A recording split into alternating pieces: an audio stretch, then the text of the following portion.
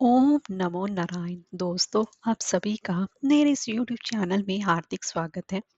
दोस्तों, आज माघ शीर्ष का गुरुवार है और गुरुवार के दिन गुरु बृहस्पति देव की पूजा उपासना की जाती है। साथ ही साथ विष्णु भगवान की भी पूजा उपासना की जाती है और इस दिन व्रत भी किया जाता है जिसमें कि केले का पूजन किया जाता है और दिन में एक ही समय भोजन किया जाता है।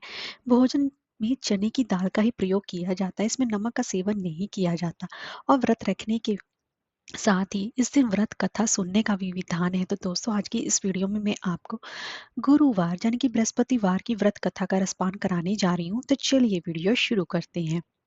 बहुत पुराने समय की बात है। एक बड़ा ही प्रतापी तथा दानी राजा था। वह प्रत्येक गुरुवार को व्रत रखता है, भोजन करता था। ये सब बातें उसकी रानी को अच्छी नहीं लगती थी। ना वे व्रत करती, ना किसी को एक पैसा तक दान में देती थी।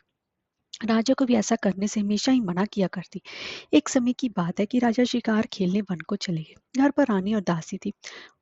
उस समय गुरु बृहस्पति साधु का रूप धारण कर राजा के दरवाजे पर भिक्षा मांगने आए।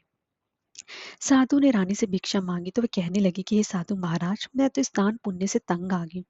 आप कोई ऐसा उपाय बताइए जिससे कि सारा धन नष्ट हो जाए और मैं आराम से रह सकूं। साधु रूपी बृहस्पति देव ने कहा कि हे देवी, तुम तो बड़ी ही विचित्र हो। संतान और धन से भी बड़ा कोई दुखी होता है। अगर तुम्हारे पास धन अधिक है तो इसे शुभ कार्यों में लगाओ, जिससे कि तुम्हारे दोनों लोग सुधरे। परंतु साधु की इन बातों से रानी खुश नहीं हुई। उसने कहा, मुझे ऐसे धन की आवश्यकता नहीं जिसे कि मैं दान में दूं तथा जिसको संभालने मेरा सारा समय नष्ट हो जाए। साधु ने कहा कि यदि तुम्हारी ऐसी इच्छा है तो जैसा मैं तुम्हें बताता हूँ तुम वैसा ही करना। बृहस्पतिवार के दिन तुम घर को गोबर से लीपना, अपने केशों को पीली मिट्टी से धोना, केशों को धोते समय स्नान करना और राजा से हजामत बनाने को कहना। भोजन में मांस मदिरा खाना, कपड़ा धोबी के यहाँ धुलने डालना। इस प्रकार 7 बृहस्पतिवार करने से तुम्हारा समस्त धन नष्ट हो जाएगा। इतना कहकर साधु बने बृहस्पति देव अंतर ध्यान हो गए। साधु के कहे अनुसार करते हुए रानी को केवल 3 बृहस्पतिवार ही बीते थे कि उसकी समस्त धन संपत्ति नष्ट हो गई। भोजन के लिए परिवार तरसने लगा। एक दिन राजा रानी से बोला कि हे रानी, तुम यहीं रहो, मैं दूसरे देश को जाता हूँ क्योंकि यहाँ पर मुझे सभी जानते हैं। इसलिए मैं कोई भी छोटा कार्य नहीं कर सकता। ऐसा कहकर राजा प्रदेश चला गया। वहां वह जंगल से लकड़ी काट कर लाता और शहर में बेचता। इस तरह वह अपना जीवन व्यतीत करने लगा। इधर राजा के बिना रानी और दासी दुखी रहने लगी। एक समय जब रानी और दासी को 7 दिन बिना भोजन के रहना पड़ा तो रानी ने अपनी दासी से कहा कि हे दासी, यहाँ पास ही के नगर में मेरी बहन रहती है। वह बड़ी ही धनवान है, तो उसके पास जा कुछ लेकर आ ताकि थोड़ी बहुत गुजर बसर हो जाए। दासी रानी की बहन के पास गई। उस दिन बृहस्पतिवार था। रानी की बहन उस समय बृहस्पतिवार की कथा सुन रही थी। दासी ने रानी के बहन को अपनी रानी का संदेश दिया, लेकिन रानी की बहन ने कोई भी उत्तर नहीं दिया। जब दासी को रानी की बहन से कोई भी उत्तर नहीं मिला तो वह बहुत ही ज्यादा दुखी हुई। उसे क्रोध भी आया। दासी ने वापस आकर रानी को सारी बात बता दी। सुनकर रानी ने अपने भाग्य को कोसा। उधर रानी की बहन ने सोचा कि मेरी बहन की दासी आई थी, परंतु मैं उससे नहीं बोली।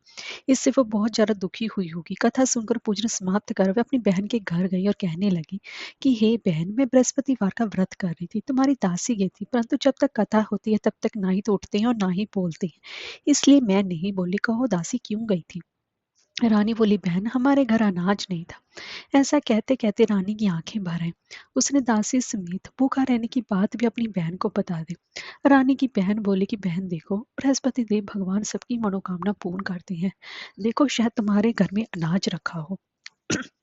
यह सुनकर दासी घर के अंदर गई तो वहां उसे एक घड़ा अनाज का भरा मिल गया। उसे बड़ी ही हैरानी हुई क्योंकि उसने एक एक बर्तन देख लिया था।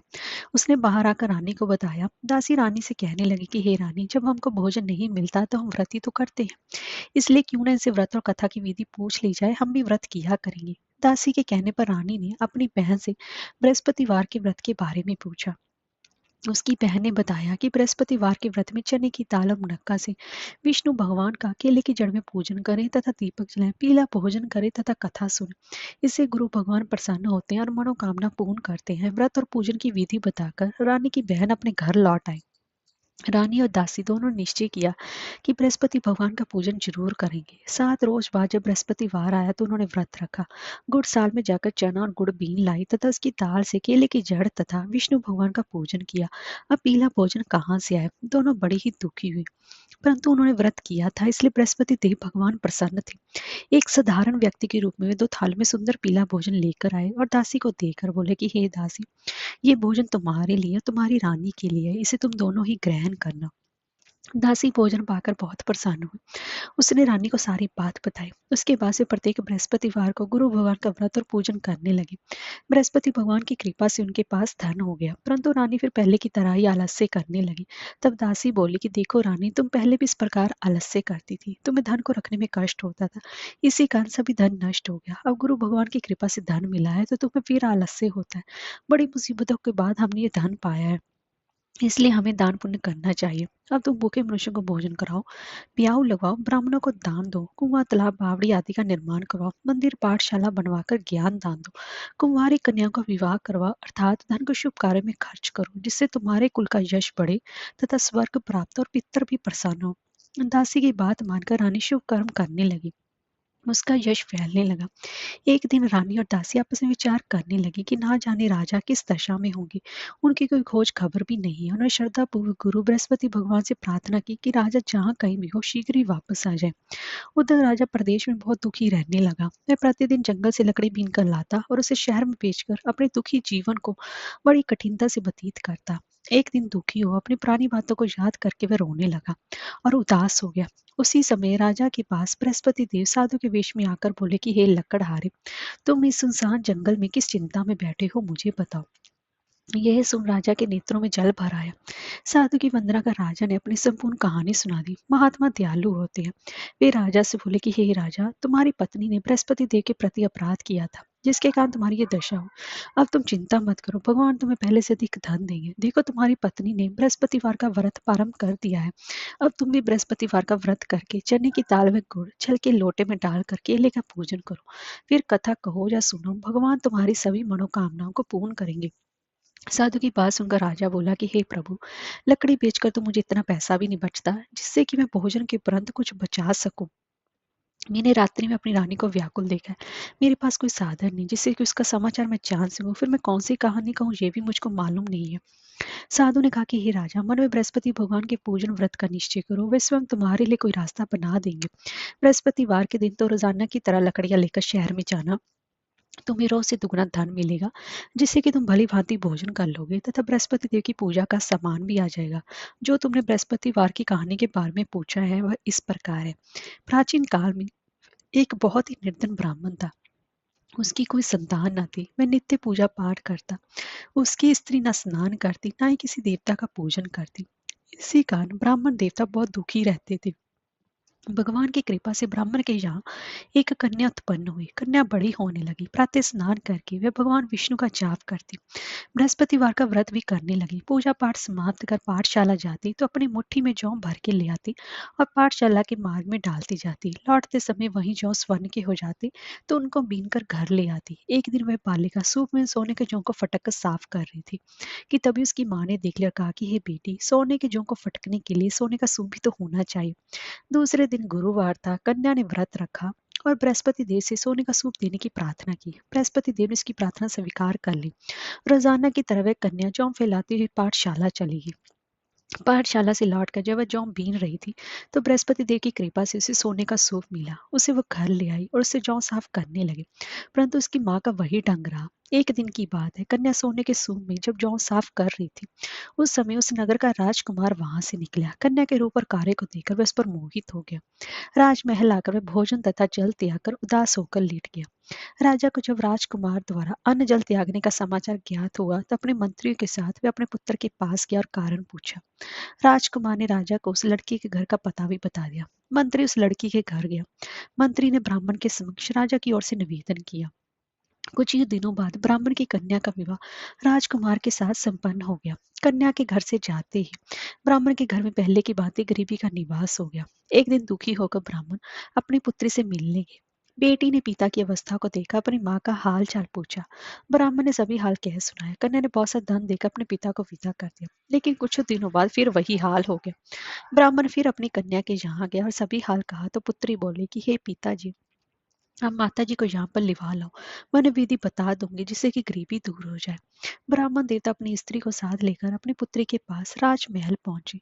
तो पुत्री अपनी माँ को समझाने लगी कि हे माँ, तुम प्रातःकाल स्नान आदि करके विष्णु भगवान का पूजन करो तो सब दरिद्रता दूर हो जाएगी। परंतु उसकी माँ ने उसकी एक बात भी नहीं मानी। वह प्रातःकाल उठकर अपनी पुत्री की बची जूठन को खा लेती थी। एक दिन उसकी पुत्री को बहुत गुस्सा आया। उसने अपनी माँ को एक कोठरी में बंद कर दिया, प्रातःकाल से स्नान आदि करके पूजा पाठ करवाया तो उसकी माँ की बुद्धि ठीक होगी।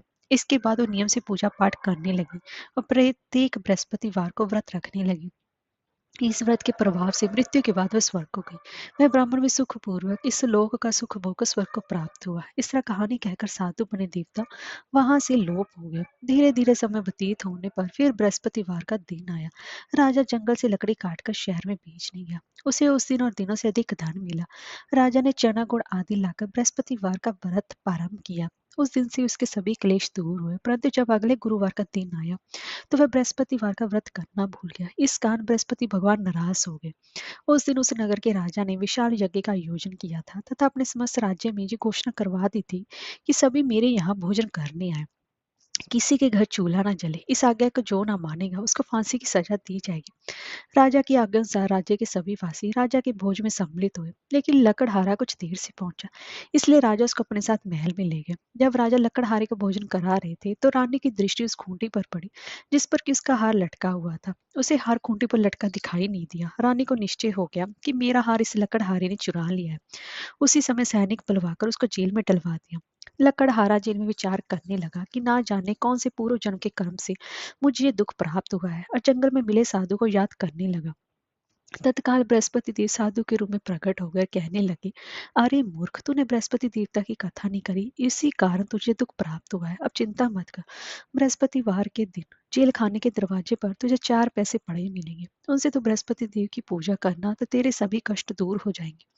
अगले बृहस्पतिवार उसे जेल के द्वार पर 4 पैसे मिले। राजा ने पूजा का सामान मंगवाकर कथा कही और प्रसाद बांटा। उसी रात्रि में बृहस्पति देव ने उस नगर के राजा को स्वप्न में कहा कि हे राजा, तूने जिसे जेल में बंद किया है उसे कल छोड़ देना। वह निर्दोष है। राजा प्रातःकाल उठा, खूंटी पर हार टंगा देकर लकड़हारे को बुलाकर क्षमा मांगी तथा राजा के योग्य सुंदर वस्त्राभूषण भेंट कर उसे विदा किया। गुरुदेव की आज्ञा अनुसार राजा अपने नगर को चल दिया। राजा जब अपने नगर के निकट पहुंचा तो उसे बड़ा ही आश्चर्य हुआ। नगर में पहले से अधिक बाग, तालाब और कुएं तथा बहुत सी धर्मशालाएं, मंदिर आदि बने हुए थे। राजा ने पूछा, ये किसका बाग और धर्मशाला है? तब नगर के सब लोग कहने लगे, ये सब रानी और दासी द्वारा बनवाए गए हैं। राजा को आश्चर्य हुआ और गुस्सा भी आया कि उसकी अनुपस्थिति में रानी के पास धन कहाँ से आया होगा। जब रानी ने खबर सुनी कि राजा आ रहे तो उसे अपनी दासी से कहा कि हे दासी दी, राजा हमको कितनी बुरी हालत में छोड़ गए थे। वे हमारी ऐसी हालत देखकर कहीं लौट ना जाए, इसलिए तो दरवाजे पर जाकर खड़ी हो जा। रानी की आज्ञा अनुसार दासी दरवाजे पर खड़ी हो गई और जब राजा आए तो उन्हें भी अपने साथ महल में लिवा लाए। तब राजा ने क्रोध करके अपनी तलवार निकाली और पूछने लगा, बताओ ये धन तुम्हें कैसे प्राप्त हुआ है? तब रानी सारी कथा कह सुनी। राजा ने निश्चय किया कि मैं रोजाना दिन में 3 बार कहानी कहा करूंगा और रोज व्रत किया करूंगा। अब हर समय राजा के दुपट्टे में चने की दाल बंदी रहती तथा दिन में 3 बार कथा कहता। एक रोज राजा ने विचार किया, चलो अपनी बहन के यहाँ हो आऊं। इस तरह का निश्चय कर राजा घोड़े पर सवार होकर अपनी बहन के यहाँ चल दिया। मार्ग में उसने देखा कि कुछ आदमी एक मुर्दे को लिए जा रहे हैं। उन्हें रोककर राजा कहने लगा, अरे भाइयों, मेरे बृहस्पतिवार की कथा सुन लो। वे बोले, लो, हमारा तो आदमी मर गया है, इसको अपनी कथा की पड़ी है। परंतु कुछ आदमी बोले, अच्छा को हम तुम्हारी कथा भी सुनेंगे। राजा ने दाल निकाली और कथा कहनी शुरू कर दी। जब कथा आदि हुई तो मुर्दा हिलने लग गया और जब कथा समाप्त हुई तो राम राम करके वह मुर्दा खड़ा हो गया। राजा आगे बढ़ा, उससे चलते चलते शाम हो गई। आगे मार्ग में उसे एक किसान खेत में हल चलाता मिला। राजा ने उसे कथा सुनने का आग्रह किया, लेकिन वो नहीं माना। राजा आगे चल पड़ा। राजा के हटते ही बैल पछाड़ खाकर गिर गए तथा किसान के पेट में बहुत जोर से दर्द होने लगा। उसी समय किसान की माँ रोटी लेकर आई। उसने जब देखा तो अपने पुत्र से सभी हालचाल पूछा। बेटे ने सभी हाल बता दिया। बुढ़िया दौड़ी दौड़ी उस घुड़सवार के पास पहुंची और उससे बोली, मैं तेरी कथा सुनूंगी, तो अपनी कथा मेरे खेत पर चलकर ही कहना। राजा ने लौटकर बुढ़िया के खेत पर जाकर कथा गाई, जिसको सुनते बैल खड़े हो गए तथा किसान के पेट का दर्द भी बंद हो गया। राजा अपनी बहन के घर पहुंच गया। बहन ने भाई की खूब मेहमानी की। दूसरे रोज प्रातःकाल राजा जगा तो देखने लगा कि सभी लोग भोजन कर रहे हैं। राजा ने अपनी बहन से जब पूछा तो ऐसा कोई मनुष्य है जिसने भोजन नहीं किया हो जो मेरी बृहस्पतिवार की कथा सुन ले। बहन बोली कि हे भैया, ये देश ऐसा ही है। यहाँ लोग पहले भोजन करते हैं, बाद में कोई अन्य काम करते हैं। फिर वो एक कुमार के घर पर गई जिसका कि लड़का बीमार था। उसे मालूम हुआ कि उसके यहाँ 3 दिन से किसी ने भोजन नहीं किया है। रानी अपने भाई की कथा सुनने के लिए कुमार से कहा तो वह तैयार हो गया।